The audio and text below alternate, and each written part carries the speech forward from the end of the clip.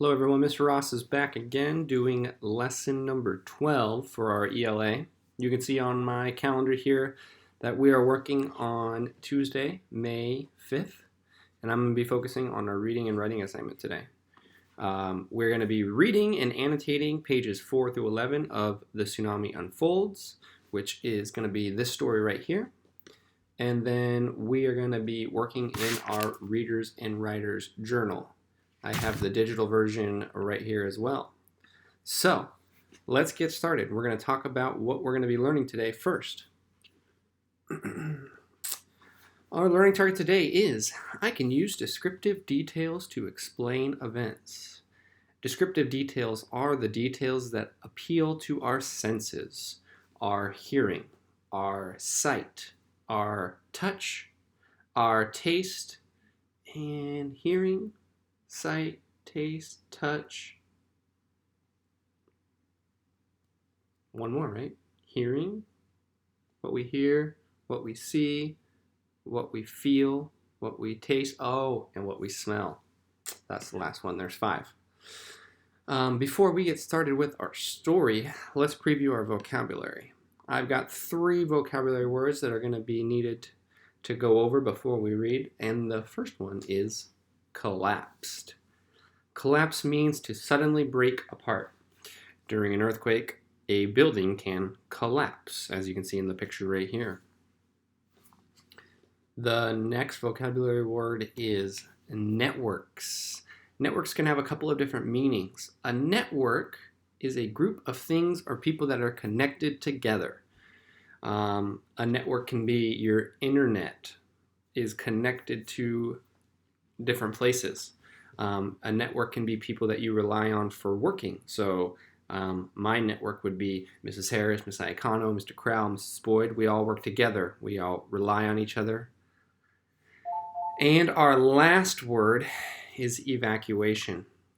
I'm sure you've seen these signs before. My face is kind of covering one of them, but evacuation means to remove from a dangerous place.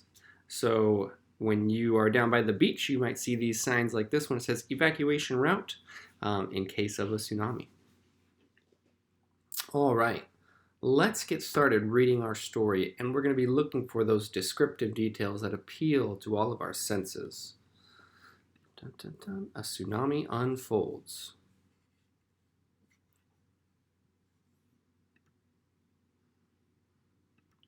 We're going to be reading pages 4 through 11.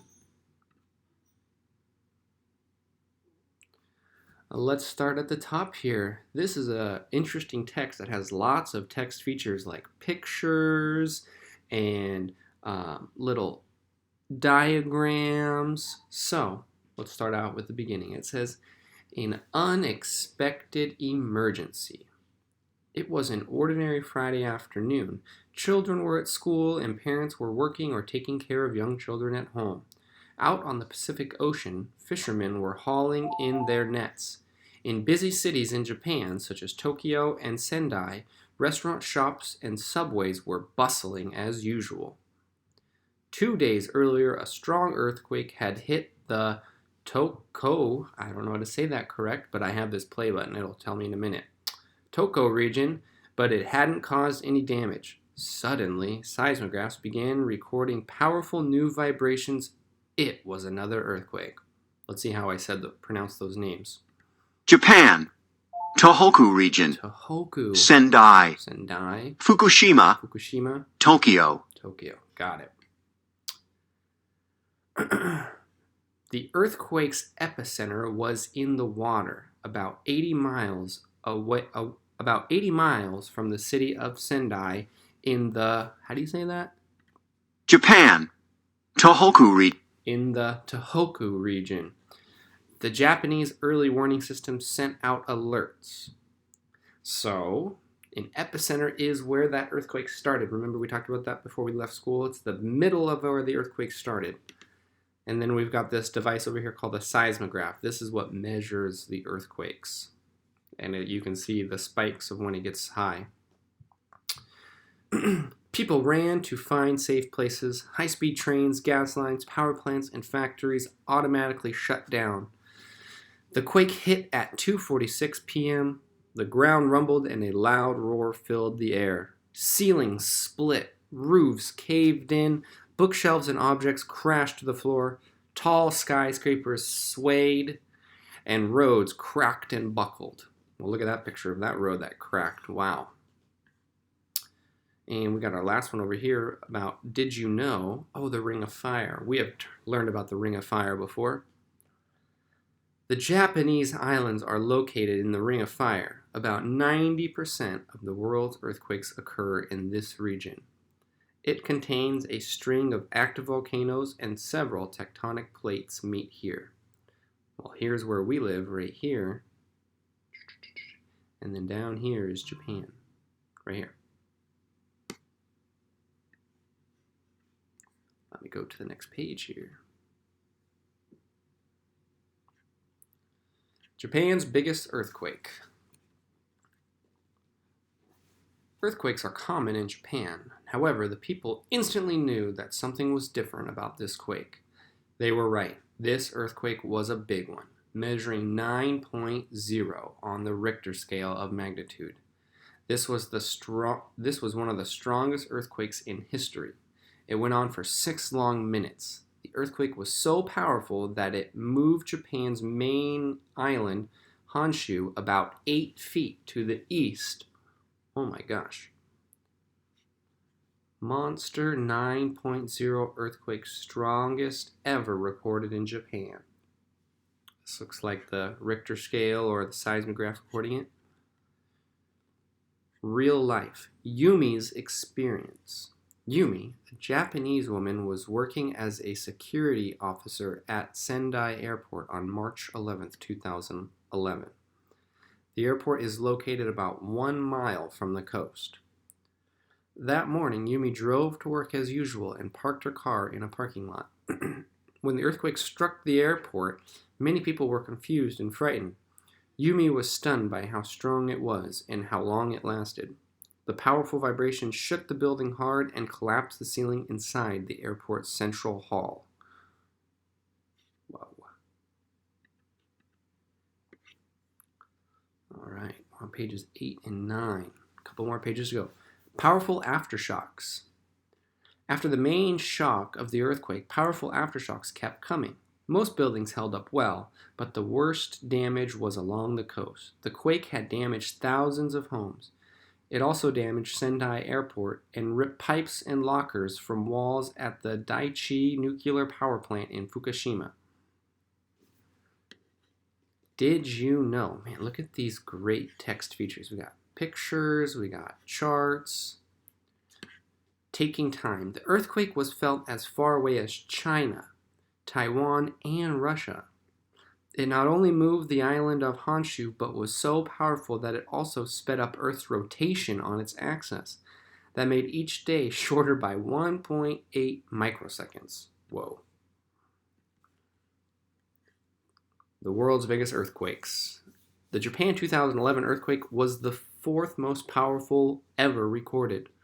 Wow, look at that.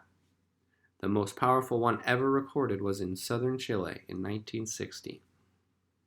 Second most powerful was in Alaska. The earthquake had knocked out electricity in many parts of Japan, with millions of people trying to use their phones. Phone networks were crashing too. Most people living in Japan assumed the worst part of the disaster was over.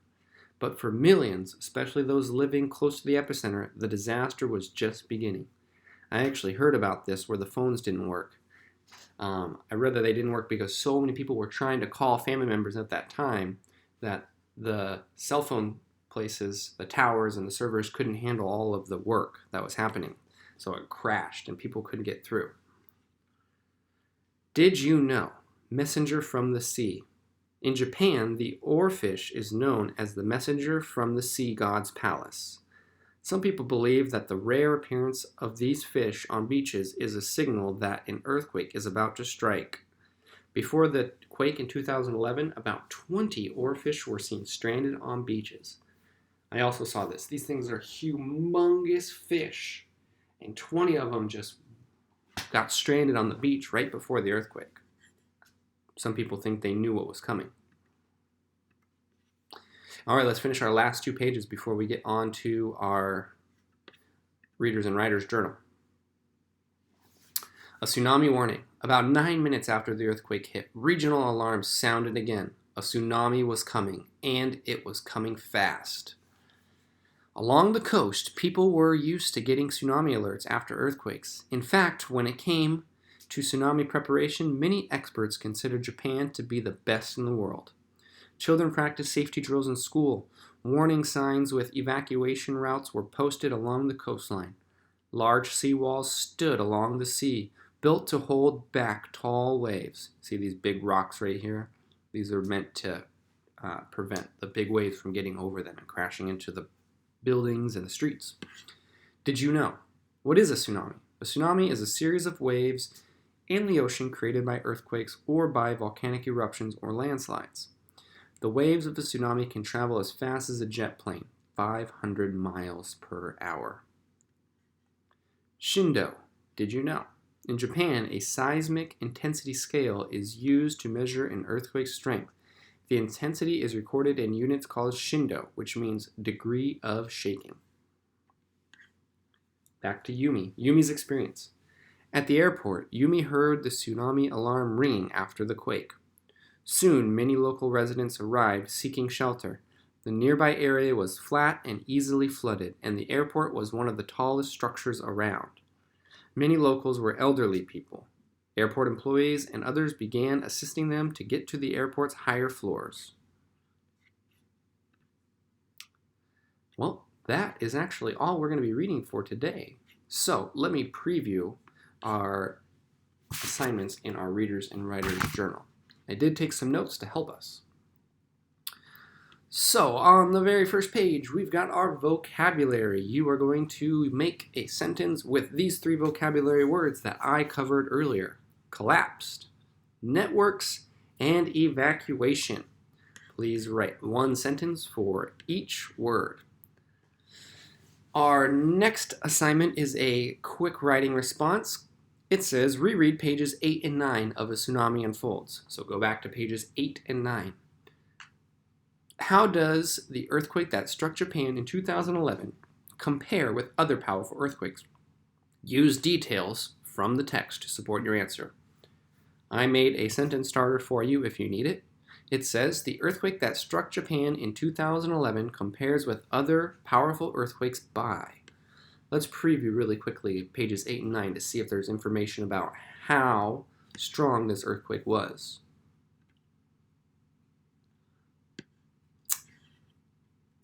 Right here on this table or chart right here, we can see where the most powerful earthquakes were. So you are going to write 1 to 2 sentences comparing this earthquake in Japan, right here in 2011, with magnitude 9.0, to the other earthquakes. Okay? So let's look at my sentence starter again. The earthquake that struck Japan in 2011 compares with other powerful earthquakes by... Where does it stack up against the other powerful earthquakes? 1, 2, 3, 4th. It's the 4th strongest. I think you should be able to write a couple sentences. All right, our next section is our language analysis on page 294 of your Readers and Writers Journal. I made some notes here to help us. These are comprehension questions.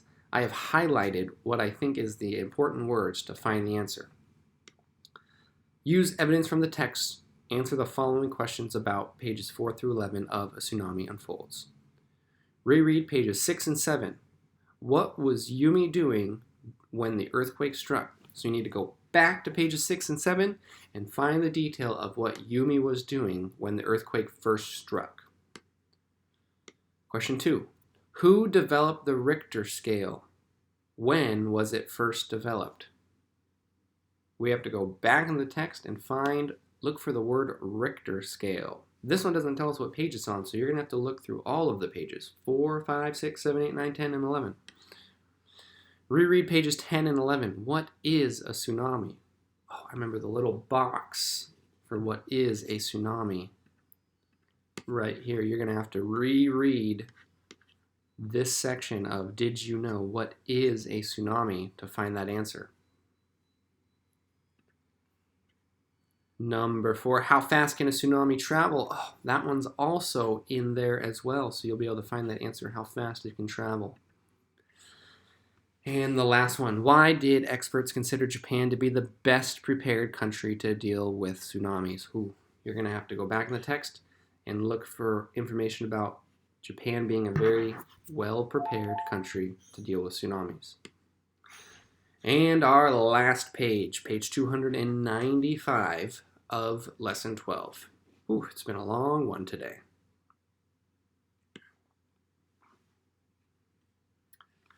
Revisit anatomy of a volcanic eruption and pages 4 through 11 of A Tsunami Unfolds. So you're also going to need the anatomy of a volcanic eruption. Maybe I have it right here. Oh, yes. So you're going to need this book too. So make sure you check out this book. Write 2 paragraphs explaining how forces of nature, such as volcanoes, earthquakes, tsunamis, affect the land. Use examples from both texts to support your answer. Well, I can start out with my sentence starter here, and I will say, let me see here. Natural disasters such as earthquakes, tsunamis, this is a hard one to spell, and volcanic eruptions affect the land in several ways. That's a good sentence starter, huh? And let me drag this down to where it can go right there. You guys saw how I do it. So here's my sentence starter. Natural disasters such as earthquakes, tsunamis, and volcanic eruptions affect the land in several ways. What do you think my next sentence starter should be? Probably first, and then you can list the first way. And next,